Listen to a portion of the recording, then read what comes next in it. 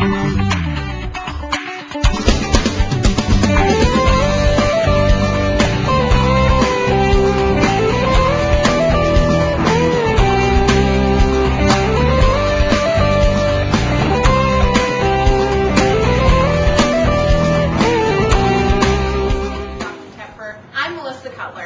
you're currently watching the HDFS podcast from Kent State University in Salem, Ohio.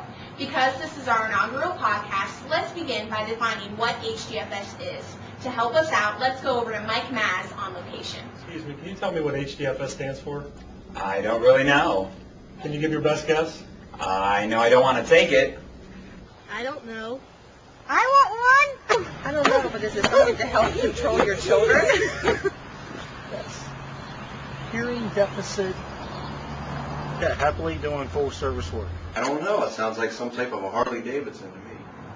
And now that we know that HDFS is not hot dog flavored soft serve or an STD, let's consult the chair of our department, Dr. Mary Delman Jenkins, to help clarify what Human Development and Family Studies. Start by clarifying what HDFS is for everyone who does not know. Sure, Melissa. It's Human Development and Family Studies, and it's an undergraduate degree, and it's for students who would like to work with children, adults, families, maybe in community settings or in children's services or working with older adults. Like, I know we talked about the fact that you talked about the first part of the major, which is the human development, and then the second part is family studies. And with that area, in addition to people like yourself, when you graduate, feeling real comfortable and competent, working, like I said, with all age ranges, you also feel really like an expert in terms of dealing with different family issues across the lifespan. Now, you haven't mentioned my specific major, which is gerontology, and I think it would be nice if you could just give like a brief overview of what the gerontology concentration is. Sure. Well, why did you choose it? I chose it because I enjoy working with the elderly population, and that's my calling and my passion is that generation. So, and what do you think you're going to be able to do when you graduate? Basically, it's creative marketing in my aspect of it. I think that it's however I want to market myself. I could work in a nursing home. I could work for like AARP. I could work for the County Department of Aging. Basically, I think my options are endless. So yeah, and that's great because you're just really selling the major the way it should be sold. I guess when you say that there's lots of opportunity, what I would say back is because the curriculum is really good in gerontology, and it's really interdisciplinary, which I think you know that you take classes in philosophy, you take classes in sociology, you take classes in business, you take classes in ethics. But with the gerontology major, it is wonderful. There's lots of job opportunities, and like you said, if you're interested in working with older adults, it's just great. We just want to thank you so much for coming down here to the campus to do this podcast with us, and I'm sure that she has helped you guys answer any questions that you might have about the HDFS major. Great, thanks, and I hope I can come down for a second interview and talk maybe about job opportunities. We'd love that. Thank you so much. Now for our first installment of the Research Minute, bringing you research that matters. Our first Research Minute is brought to you by the APA Task Force on the Sexualization of Young Women. Let's begin by looking at the sexualization versus healthy sexuality. First, the value of a person is now being judged by their sexual appeal. Second, we are now linking attractiveness with how sexy you are.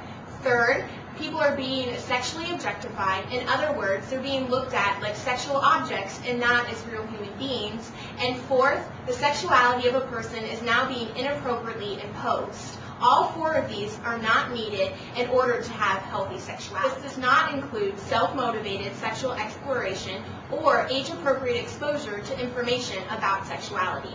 Let's look at some examples about the sexualization of young women.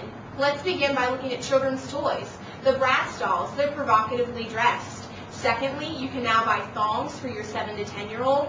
Third, you can now buy push-up bras for your young daughters. And lastly, let's look at the commercials that you now see on TV. Who remembers the Skechers ad, The Naughty vs. Nice, featuring Christina Aguilera dressed up like a schoolgirl licking lollipops? Parents may also contribute to the sexualization of young women. First, by ranking physical appearance as the #1 goal among their young daughters. And secondly, even allowing and encouraging plastic surgery. But not only parents contribute to the sexualization of young women, both boys and girls play their part. Girls by policing each other on how thin or how sexy the other one should be. Boys by turning girls into sexual objects and harassing them, and girls by purchasing clothing that makes them look sexy and styling their own identity after celebrities who are sexualizing themselves. Our first job is for those graduates who are interested in actively promoting change in young females. A job as a youth counselor might be right for you. The Teen Pregnancy Prevention Program is currently seeking graduates who are willing to help run teen support groups, assess clients' needs, and run crisis intervention to help improve self-esteem. Does working with families sound like a dream job to you?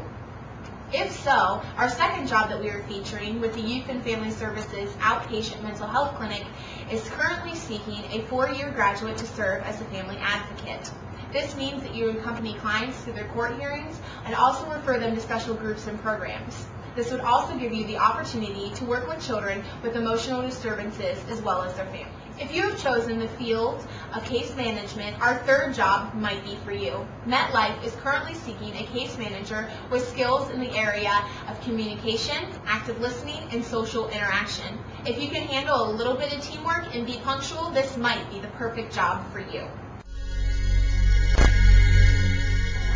This is the Research Minute. I'm Mike Maz. Kitty Kirk is on assignment. Today's research topic, A Divided House by Mark Tesh of Psychology Today.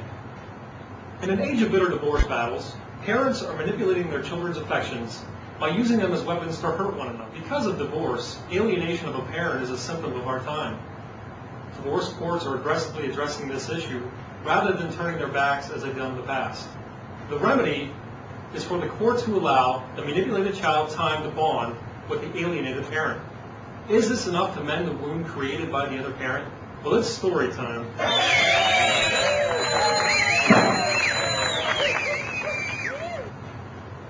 Larry is married to Emily. They have a daughter, their relationship goes sour, and they end up getting a divorce. The problem was we didn't request to see his daughter more often. His ex-wife became bitter. He might have lost his request to see his daughter more often. But there was an indication that Emily was trying to alienate the daughter from the father. Emily mistakenly thought she was disconnected from him. She never proceeded to see her daughter while Larry answered when she was recording. Your father is evil. A bad man, but we need him for his money, at least he's good for that. After hearing the tape, the judge awarded Larry custody of the child in hopes of repairing the relationship between father and daughter. It took time, but the relationship between father and daughter became solid. Parents who alienate might make false accusations of abuse. They might move far away and make it hard for the other parent to see the child. Some tips for parents that are going through the divorce process: never argue or put each other down in front of the child, and do everything you can in your power to accept your ex's next mate. They could be key in your child's future happiness.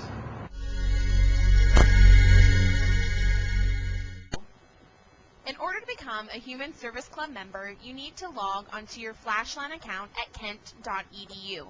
In the upper right-hand corner, you'll see a Groups button. Click on this link. A window will then pop up on your screen, and you'll see a Groups Index link. Click that. In the group search box, type HSC and then hit search.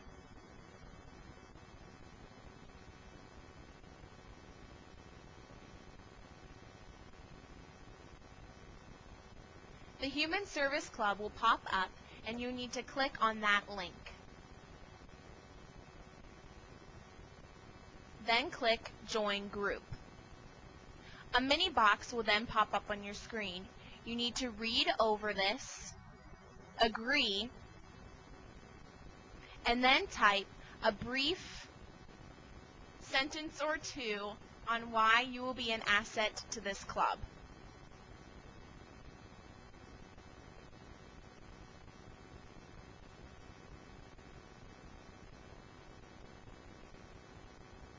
Once you are finished typing on why you believe you will be an asset to the group, click the Join button.